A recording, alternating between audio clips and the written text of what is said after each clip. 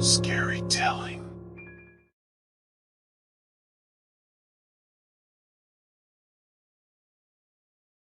I always thought my grandparents' wedding was a beautiful love story, but my mom's retelling of the events that took place that night always gave me chills. It was the 1950s, and they were getting married at a local dance hall in Alberta, Canada. The venue was decorated with flowers, and the newlyweds' car was adorned with even more balloons. However, the night was marred by the presence of an uninvited guest, a man who had arrived at the venue for a different event.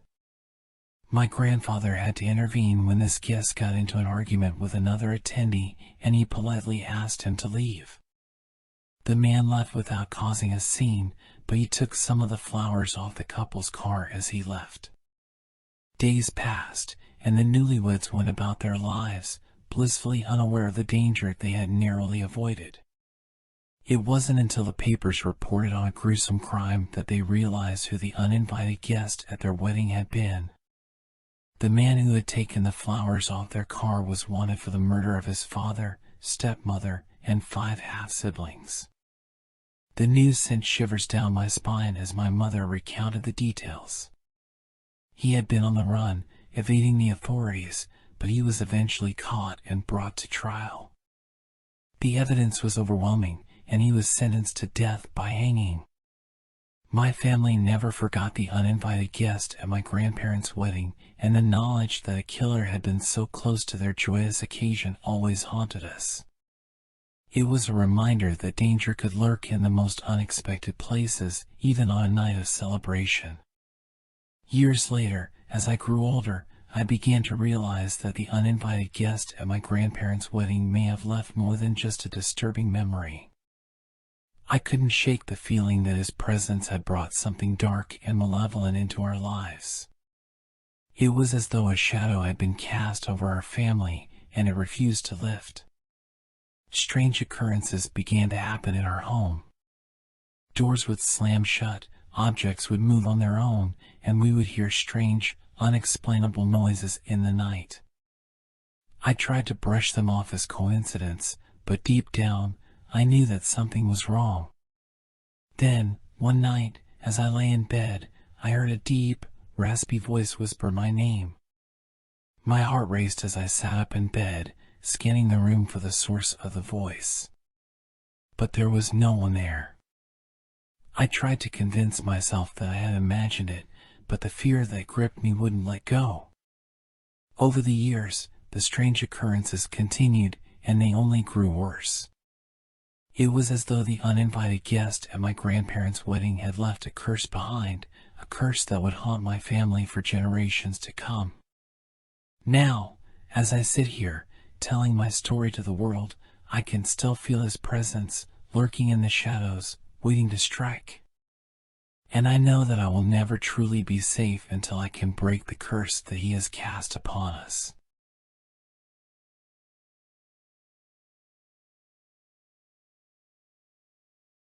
My grandmother's second husband was a man with a deep, raspy voice that sent shivers down your spine. According to family stories, he developed tonsillitis but didn't have enough money to get them removed. He let the infection fester and grow, causing his voice to become more gravelly with each passing day. But what I didn't know until recently was the horrifying truth behind his infamous voice. It was a dark and stormy night when I found myself alone in my grandmother's old house. I was there to sort through her belongings after she passed away, and the task was proving to be a difficult one. As I sorted through old photo albums and trinkets, I couldn't shake the feeling that I wasn't alone. I heard creaking floorboards and strange whispers in the shadows, but every time I turned around, there was nothing there. It wasn't until I found an old journal hidden away in a dusty corner that I began to understand the true horror of my grandmother's second husband. The journal belonged to him, and as I flipped through the pages, I found myself becoming more and more disturbed. It was filled with gruesome details of his self-inflicted medical procedures, including the incident that gave him his gravelly voice. In one entry, he described how he couldn't take the pain of his infected tonsils any longer, and in a moment of desperation, he shoved a funnel into his mouth and poured baking soda down his throat. He coughed and gagged, and eventually, something came up. It wasn't his tonsils, though. It was a strange, fleshy mass that he described as something otherworldly. He wrote about how the mass had a life of its own, pulsing and writhing in his hands. He described how it seemed to whisper to him, promising him power and control if he would just let it stay. And so, he did. He let the mass stay, and it merged with his body, giving him his gravelly voice but also unleashing something sinister within him. As I read these horrifying accounts, I couldn't help but feel like I was being watched. I turned around, and there he was. My grandmother's second husband, standing in the shadows with his deep, gravelly voice. "Hello, dear," he said, his voice sending shivers down my spine. "I've been waiting for you." I tried to run, but my legs wouldn't move. He approached me slowly, his eyes fixed on mine, and I felt a cold, clammy hand wrap around my throat. "You shouldn't have read that," he said, his breath hot on my face. "Now, you'll have to pay." As he squeezed tighter and tighter, I felt something strange happening to my body. It was like the fleshy mass from his journal was trying to merge with me too, trying to take over my mind and soul. I don't remember much after that. All I know is that when I woke up, I was alone in the house, with nothing but the journal as proof of what had happened. Now, every time I hear a deep, gravelly voice, I can't help but wonder if it's him, still lurking in the shadows, waiting for his next victim. And I know one thing for sure, I'll never underestimate the power of a seemingly innocent medical procedure again.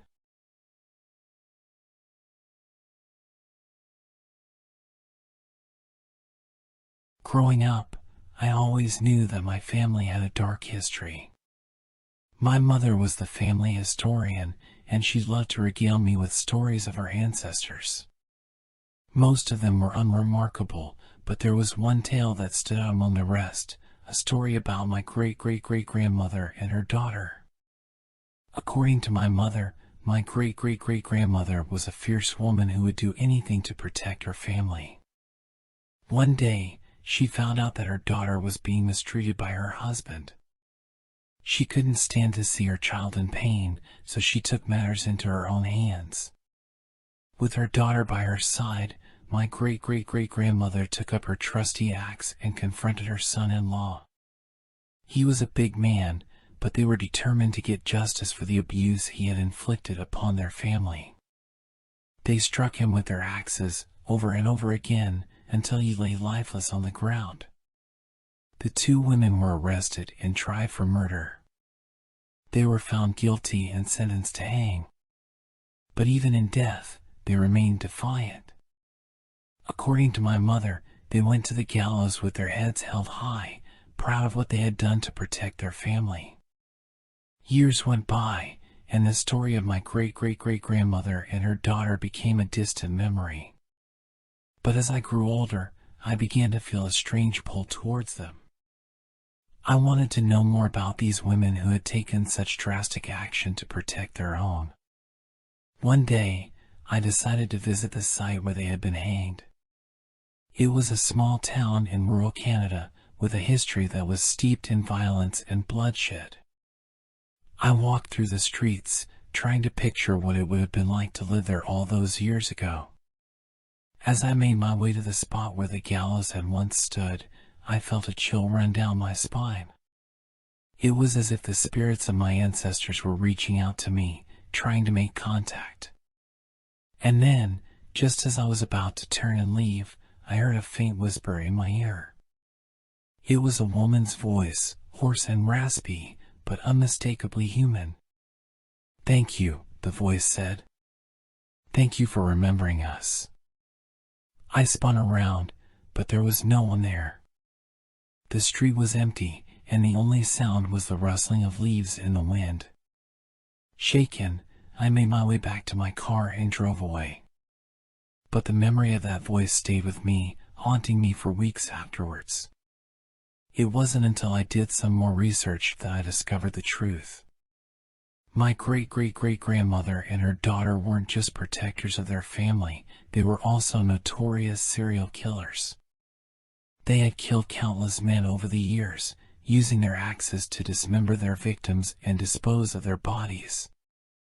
And now, as I sit alone in my room, I can't help but wonder if their spirits are still out there, searching for their next victims. Will they come for me next? Or have they already found someone else to take their place? All I know is that the axes of retribution are still out there, waiting for their next opportunity to strike.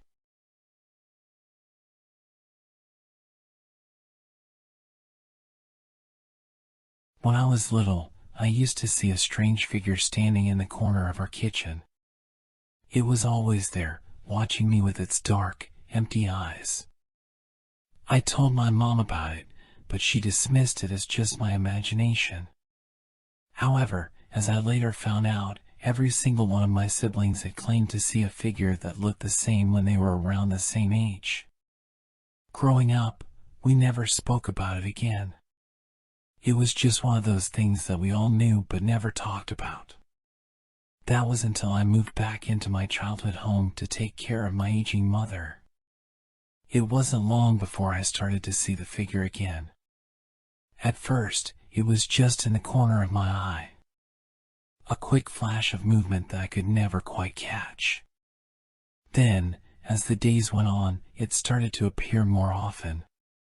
Each time, it would stay a little longer, until finally, it was just standing there, watching me. I tried to ignore it. I told myself that it was just my imagination, but I couldn't shake the feeling that something was off. It wasn't until one night when I woke up to find it standing at the foot of my bed that I knew something was seriously wrong. I tried to scream, but my voice was caught in my throat. The figure just stood there, its empty eyes boring into me. I wanted to run, to hide, but I was paralyzed with fear. It wasn't until my mom burst into the room that the figure finally disappeared. After that night, things started to get worse. The figure appeared more often, and I started to feel like I was being watched all the time. It wasn't just in the kitchen or my bedroom anymore. It was everywhere, following me wherever I went. I knew I had to do something. I couldn't keep living like this. I started to do some research and discovered that my family's home had a dark history. It had been built on an old graveyard, and the previous owners had reported strange occurrences, including seeing figures in the corners of rooms. I tried to ignore it, but the more I learned, the more I realized that the figure in the corner was not just a figment of my imagination. It was something much darker, something that had been there long before my family moved in. One day, I finally decided to confront the figure. I stood in the kitchen, staring at it, willing it to go away. But it didn't.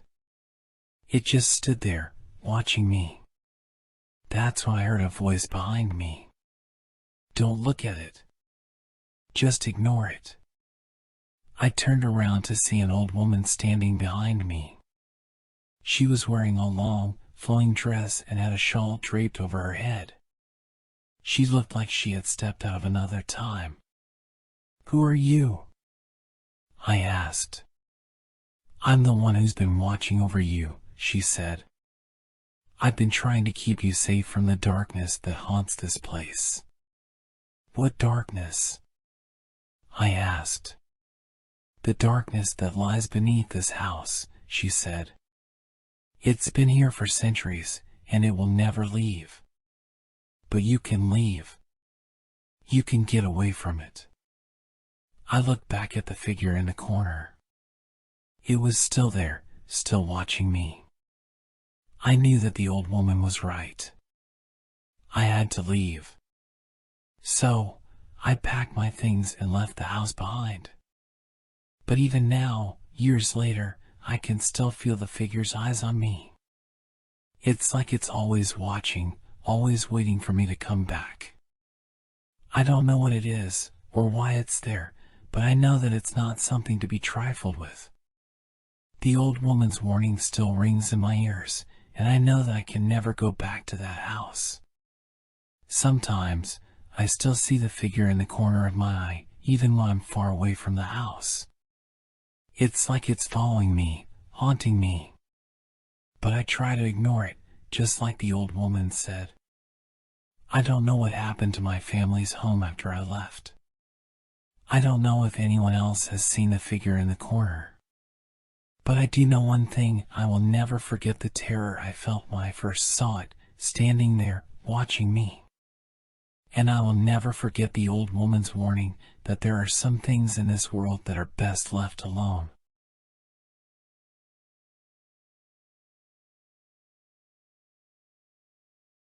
Growing up, I always heard stories about the supernatural experiences the women in my family had. From my grandmother to my mom, they all had some sort of presence that followed them. But it wasn't until I had an experience of my own that I truly believed in the stories. It started when I moved into a new apartment with my boyfriend. It was an old building, but it had character and was within our budget. At first, everything seemed normal. But then, things started to happen. It was small things at first: a chair moved out of place or a light left on that we swore we had turned off. But then, it escalated. My boyfriend would wake up in the middle of the night, feeling like someone was watching him. And I started to have nightmares that felt all too real. One night, I woke up to see a figure standing at the foot of our bed. It was a woman, but her face was distorted and her eyes were hollow. I tried to wake my boyfriend up, but he just mumbled in his sleep. I closed my eyes and counted to 10, hoping she would be gone when I opened them again. But when I did, she was still there. That's when I remembered the stories my family had told me. The presence that followed them. The feeling of being watched. The nightmares that felt all too real.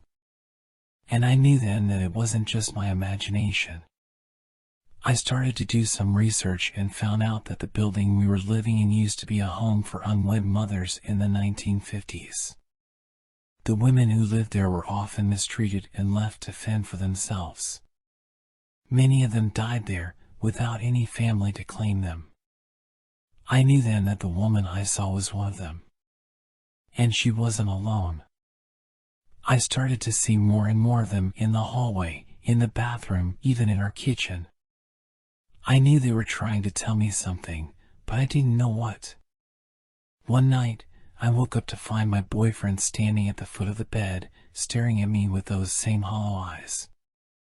But this time, he was speaking. He told me that I needed to leave, that the women were warning me about something. I tried to reach out and touch him, but my hand went right through him. And then he was gone. I knew then that I had to leave. I packed up our things and left the apartment that night. I never went back. But even now, years later, I still feel their presence with me. And I know that they're watching over me, warning me of things I can't yet see. The women in my family were right. There is a supernatural world out there, and it's not always friendly.